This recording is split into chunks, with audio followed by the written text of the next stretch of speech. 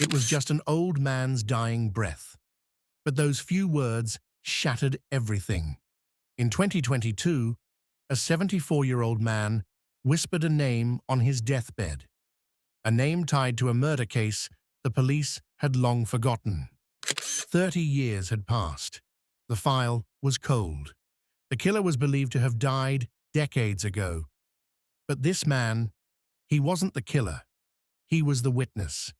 And what he said cracked open a lie that had lived comfortably for 3 decades, because someone else had taken the fall, someone innocent. The truth? It had been buried deep. Until now.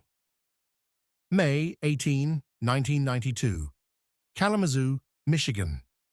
A small town where everyone knew everyone, where front doors stayed unlocked, where the worst crime was usually a stolen bicycle. That all changed on Elm Street, number 1247. A modest 2-story house with blue shutters and a rose garden that Alana Mott tended every weekend. That morning, police responded to a neighbor's frantic call. Mrs. Henderson from next door. She'd been watering her plants when she smelled it. Smoke, but not the kind from a fireplace. Something burning, something off, something that made her stomach turn. Officer Jake Morrison was first on scene, 23 years old, fresh out of the academy. Nothing could have prepared him for what he found. The front door was ajar, smoke seeping through the cracks. The smell hit him like a physical blow. Inside the house of Gregory and Alana Mott, officers found 2 bodies, charred, twisted, barely recognizable as human. One in the hallway, arms reaching toward the front door as if trying to escape. One in the bathtub, curled in a fetal position. Alana Mott was just 34, a beloved school nurse at Kalamazoo Elementary. Kids called her Nurse Alana. She had a laugh that could brighten the darkest day, and a heart big enough for every scraped knee that came through her office. Gregory, her husband of 8 years, was a car mechanic at Precision Auto, known around town for his skill with engines, also known for his temper, and a DUI record that stretched back to his college days. At first glance, it looked like a murder-suicide. There were no signs of forced entry, no weapon recovered, but Gregory was found clutching a lighter in his charred fist, a gas can nearby. The red plastic container, melted and warped, sat just 3 feet from his body. And Alana, she had blunt force trauma to the skull. 3 distinct impact points across the back of her head. The kind of injuries that come from rage, from loss of control. Police made their conclusion quickly. Too quickly. Gregory snapped, killed his wife in a fit of anger, then set himself and their home on fire to cover his tracks. Case closed. Detective Ray Kowalski led the investigation. 30-year veteran. He'd seen it all. It's textbook, he told reporters. Husband and wife, financial stress, drinking problem, recipe for disaster. But here's the thing that should have raised red flags. The fire didn't match that narrative, and neither did the blood spatter. In the original report, Fire Inspector Lou Brennan found something troubling. 2 separate ignition points. One in the main bathroom, where Alana was found. One near the front door, where Gregory lay. That's not typical of a suicide. When someone sets themselves on fire, they usually do it in one location. They don't run around the house, lighting multiple fires. The autopsy results were even more confusing. Dr. Sarah Chen, the county coroner, found that Gregory had smoke in his lungs, meaning he was alive when the fire started. He died from smoke inhalation, not burns. But Alana? Different story entirely. She was dead before the blaze began. Blunt force trauma to the occipital bone. 3 separate impact points, the kind of injuries that suggest multiple strikes with a heavy object. No smoke inhalation, no soot in her airways. She died from her head injuries, then was moved to the bathtub. The blood spatter analysis was primitive by today's standards, but even then, it showed something strange. High-velocity blood spatter in the kitchen, medium-velocity spatter in the hallway, and clean-up attempts throughout the house. Someone had tried to wipe down surfaces, remove evidence, cover their tracks. That doesn't match a murder-suicide. That matches a calculated crime scene cleanup. But Detective Kowalski dismissed these inconsistencies. He had a simple explanation for everything. Gregory hit her in the kitchen, dragged her to the bathroom, set the fires, then succumbed to smoke inhalation before he could escape. The motive? Marital tension. Neighbors reported hearing arguments. Gregory's drinking had gotten worse. Alana had talked to friends about marriage counseling. Alana's family begged for deeper investigation. Her sister, Maria Santos, couldn't believe Gregory would hurt anyone. He loved her, Maria told Detective Kowalski. He'd been sober for 3 months. They were working things out. This doesn't make sense. Her parents hired a private investigator, former Detroit cop named Frank Russell. He found the same inconsistencies, the same red flags, but with Gregory also dead, and no other suspects, and pressure to move on to other cases, detectives buried the file. For 30 years, Gregory Mott was remembered as a wife killer, a monster, a man who destroyed the woman he'd promised to love and protect. The truth stayed buried with him, until an old man decided he couldn't die with that secret. Fast forward. 30 years later, Sunset Manor, nursing home, outside Detroit, 2022, room 237, housed Thomas Bell, 74 years old. No visitors, no family, just a man waiting to die. Stage 4 pancreatic cancer. The doctors gave him weeks, maybe days. The pain medication made everything hazy. Reality blurred with memory. But some memories stayed sharp, crystal clear. The kind that haunted you at 3 a.m. when the rest of the world was sleeping. Thomas had been carrying one of those memories for 30 years. Nurse Patricia Williams noticed the change in Thomas on a Tuesday morning. He kept asking to speak to someone in authority. "I need to talk to a detective," he whispered through cracked lips. "I have something to confess." Detective Reese Gardner was officially retired, 25 years with Detroit PD. But he still consulted on cold cases. Gardner was used to deathbed confessions, usually desperate attempts to clear guilty consciences.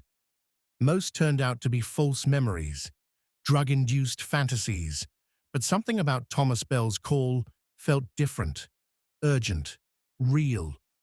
Gardner drove to Sunset Manor on a Thursday afternoon, found Thomas propped up in bed, oxygen tube in his nose, morphine drip in his arm. What Thomas said next stunned him. The Mott murders in Kalamazoo, May 1992. It wasn't Greg who killed his wife. Gardner's pen stopped moving. The Mott case wasn't famous, wasn't national news, just a small-town murder-suicide that barely made regional headlines. How did Thomas know about it?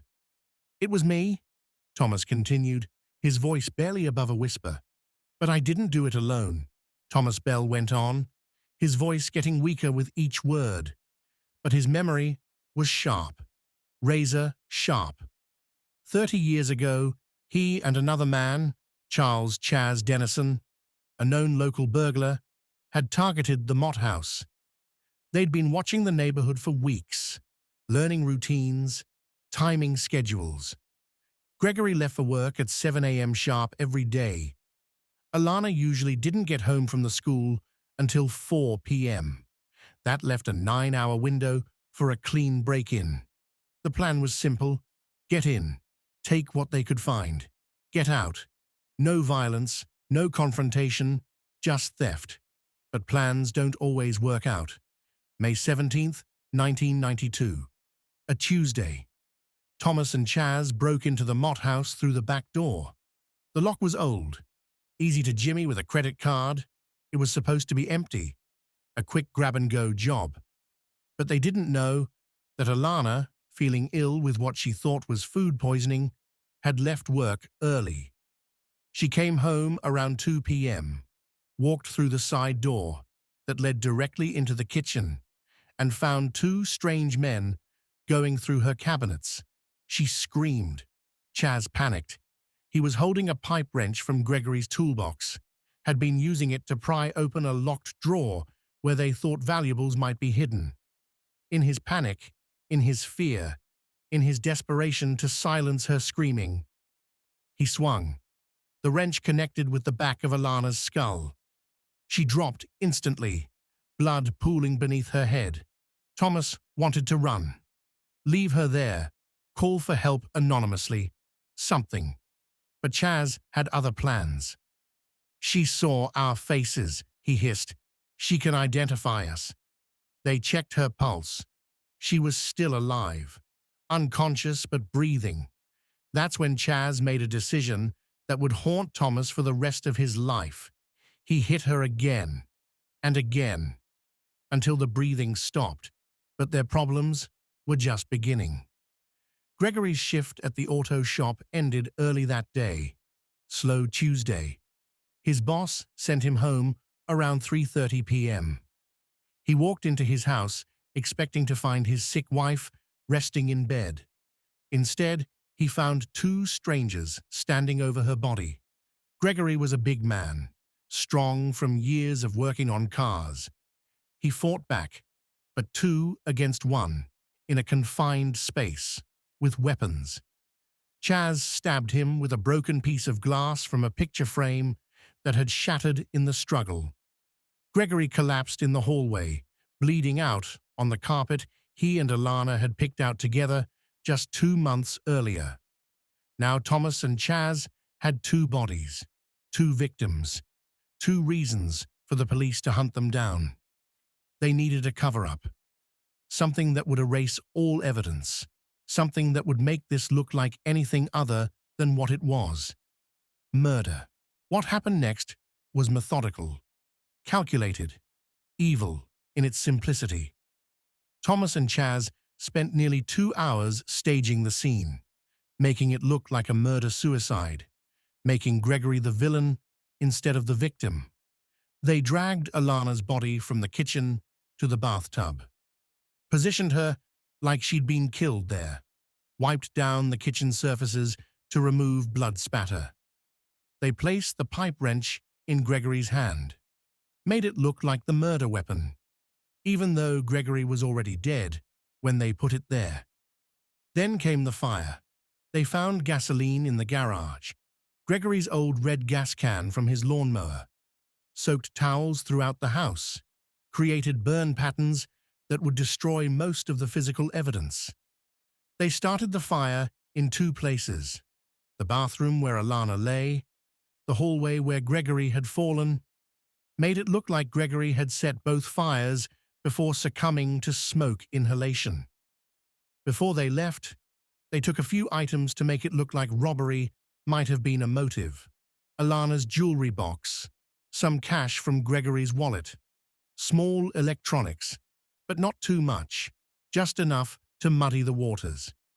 Then they slipped out the back door, the same way they'd entered, like ghosts in the afternoon shadows. For 30 years, no one suspected a thing. The perfect crime, the perfect cover-up. But guilt has a way of eating at you, especially when you watch an innocent man get blamed for your sins. Thomas told Detective Gardner that he'd watched the news coverage, read the newspaper articles, heard people talking about what a monster Gregory Mott was. "I wanted to come forward," Thomas whispered. "So many times. But I was scared. Chaz said he'd kill me if I talked." But fear wasn't the only thing keeping Thomas quiet. Shame. Guilt. The knowledge that coming forward wouldn't bring Gregory and Alana back, would only destroy more lives. So he stayed silent for 30 years, until cancer gave him a deadline, a final chance to tell the truth. Detective Reese Gardner didn't buy the story at first. Thomas Bell was dying, heavily medicated, maybe delusional. But then Thomas gave him details, specific details that made Gardner's blood run cold. We used a gas can from the garage, red plastic, had a dent on the side from when Gregory dropped it. That detail wasn't in any newspaper, wasn't in any public report. I hid the wrench in the crawl space under the house, couldn't risk taking it with us, but couldn't leave it at the scene either. The crawl space. No one had searched the crawl space. Why would they? The case was closed. The killer was dead. Gardner drove to Kalamazoo that same day, found the old Mott house. New owners had renovated most of it, but the crawl space was untouched. And there it was, a pipe wrench, rusty, covered in 30 years of dust and spider webs, but still there, still evidence. Gardner bagged it carefully, sent it to the Michigan State Police Forensics Lab in Grand Rapids. The results came back 3 weeks later. Partial fingerprints. Degraded but readable. A match to Thomas Bell's prints from a 1987 burglary arrest. But there was more. DNA evidence. Skin cells under the wrench's grip. Blood spatter on the handle. 2 different DNA profiles. Thomas Bell and someone else. Someone with a criminal record. Charles Chaz Dennison. Gardner ran Dennison's name through the system, found him living in Phoenix, Arizona. New name, Charles Davidson. Clean record for the past 20 years. Married. 2 kids. Working as a construction foreman. When Arizona police showed up at Dennison's door with a warrant, he didn't run, didn't fight, just looked at them with resignation and said 4 words. "I've been waiting for this." The arrests made national news, not because of the original crime, but because of the time that had passed. 30 years of an innocent man being blamed for murder. Charles Dennison was extradited to Michigan, charged with 2 counts of first-degree murder, breaking and entering, and obstruction of justice. Thomas Bell died before he could testify. Cancer took him just 5 days after his confession. But his statement to Detective Gardner was admissible in court. His final act of redemption. The trial revealed the full scope of the cover-up. How 2 petty criminals had destroyed 4 lives that day. Dennison's defense attorney tried to argue that 30 years had passed, that his client had rehabilitated himself, had become a productive member of society, but the prosecutor painted a different picture. A man who had murdered 2 innocent people and let someone else take the blame. The jury deliberated for 6 hours, guilty on all counts, life without parole. But the legal victory couldn't undo 30 years of damage. The hardest part wasn't the trial, it was facing the families. Gregory Mott's brother, David, hadn't spoken his brother's name in public since 1992, had told his own children that their uncle was a murderer. "I spent 30 years hating my brother," David told reporters outside the courthouse. 30 years believing he was capable of murder. How do you forgive yourself for that? Alana's sister, Maria Santos, felt different guilt. She'd never believed Gregory was guilty, had fought for years to get the case reopened. But eventually, she'd given up. "I failed her," Maria said. "I knew something was wrong, but I stopped fighting." The community of Kalamazoo struggled with the revelation. For 30 years, they'd lived with the story of Gregory Mott, the wife killer. Now they had to reconcile a different truth. Gregory hadn't been the monster. He'd been a victim. a man who died trying to protect his home and his wife. The city council voted to rename the street. Elm Street became Mott Memorial Drive. Gregory and Alana's graves were moved, buried side by side in a peaceful corner of Mountain Home Cemetery. Together again, finally. But some damage can't be undone. The 3 decades of hatred. The family relationships destroyed by false accusations. The community trust broken by a justice system that chose the easy answer over the right one. Detective Reese Gardner retired from consulting after the Mott case. Said it had taught him too much about the dangers of quick conclusions and easy answers. The Kalamazoo Police Department implemented new protocols, cold case reviews, independent forensic analysis, checks and balances to prevent another Gregory Mott. But the real lesson goes deeper than police procedures. It's about the stories we tell ourselves when the truth is uncomfortable, when justice feels elusive, when we need someone to blame. For 30 years, Gregory Mott was the perfect villain, a drunk, a violent man, someone easy to hate. The real killers were harder to imagine. 2 petty criminals who escalated to murder, who destroyed a family for a few $100s in jewelry and cash. We often say, time heals all wounds. But for the Mott family, time only buried the truth deeper. It took a deathbed confession to uncover what no one dared to question, a lie that lasted 3 decades, and a man who died a monster, but was really a martyr. Thanks for watching Echoes of Crime. If you found this story haunting and you want more unravelings of twisted true cases, don't forget to like and subscribe, because some stories stay buried until someone finally speaks. And sometimes the truth is worth waiting 30 years to hear.